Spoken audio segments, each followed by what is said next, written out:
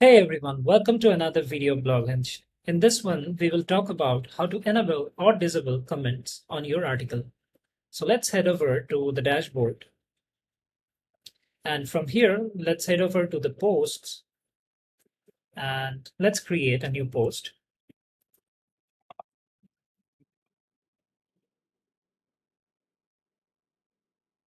Let's add some content right here. Okay, now we are ready to publish this post. Click on this settings right here. Let's scroll down and you see this section disable comments. By default, the comments will always be turned on for any article. If you want to turn it off, you can just put it here.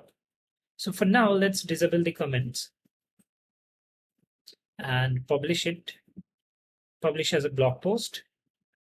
Let's click on this and take a look at the article.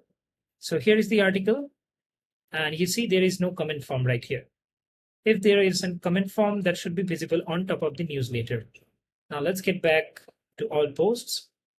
Click on edit and open the settings. And this time we are going to put it off and update. Now the comment form should be visible. Let's refresh and here you see the discussion section is up and working right now. So this is how you can turn on and off the comment for any blog post in your blog using BlogHunch.